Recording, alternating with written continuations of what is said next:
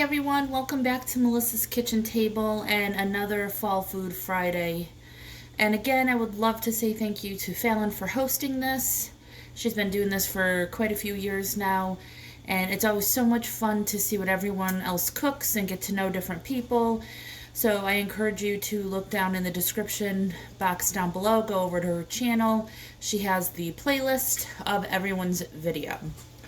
So today I am going to do an autumn stew, which is just like a beef stew.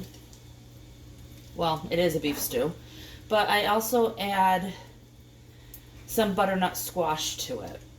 Now, I prepared everything because this is Sunday dinner, so I'm making a lot, and it takes time to peel your carrots, peel your potatoes, peel your onions, wash them, chop them, all of that. So I'm just going to show you really quick the sizes. Of course, you could do whatever size you want. These are the potatoes and the carrots and the onions. And I have stew beef, and I'm cutting them about that size.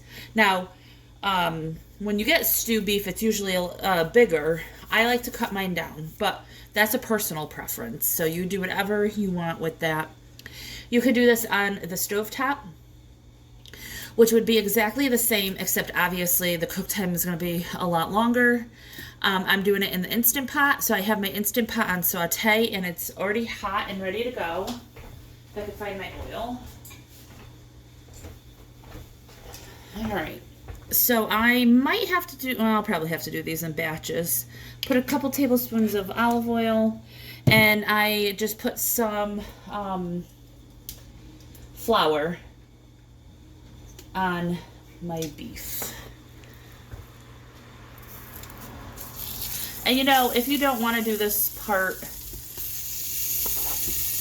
I've done it without sauteing it first, and honestly, it always comes out good. But I know a lot of people like to do this step, so here we go.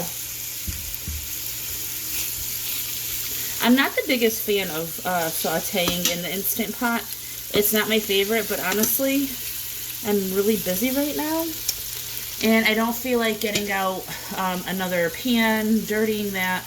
I have a lot of things going on. So I'm going to leave this in here for a couple minutes, probably 4 or 5, and then flip them over. Alright, so you put all the beef back in. You can deglaze the pan with some wine if you'd like. I'm not going to this time. And I am going to add a cup, just about a cup of homemade tomato sauce. Now that's optional. I think it really, it gives the beef stew a really good flavor. It makes it a little bit of a tomato base. If you don't have tomato sauce, you can use like 2 tablespoons of tomato paste. And I have 2 pounds of meat here, but of course it's all going to depend on how much you need for your family. And let me get some beef broth.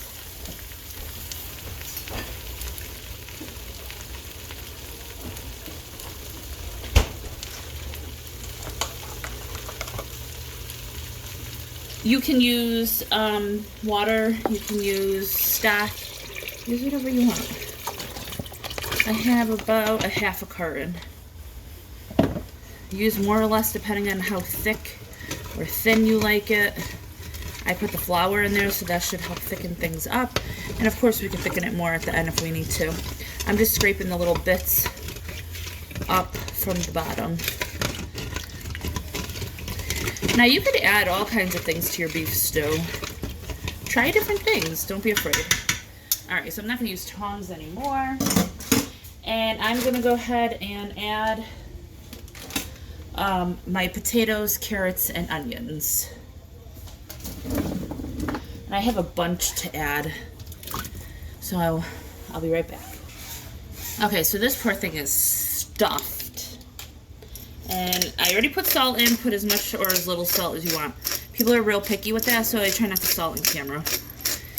And normally I don't use a lot of pepper, but I just think it goes really well in this, so I use some pepper. You can use garlic powder, onion powder, fresh garlic, whatever you want. Thyme, all of it works good. Now, I am going to add butternut squash. However, mine I had gotten from the garden last year. So I cut all of it up and parboiled it. So it's partially cooked. And if I put it in right now, that's just Edie. If I put it in right now, it's going to get too mushy. So I'll put it in after. If you're using raw butternut, put it in now. And we obviously have more than a cup of water in here, so I'm going to put this on high for 35 minutes.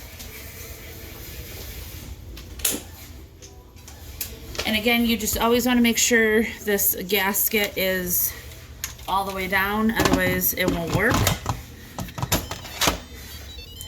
And then if you have this model, I turned it off. You just hit pressure and then put it up to whatever time you want. Make sure you hit the start button. And then in 35 minutes, I will do a quick release and I will show you what it looks like when we add the butternut squash.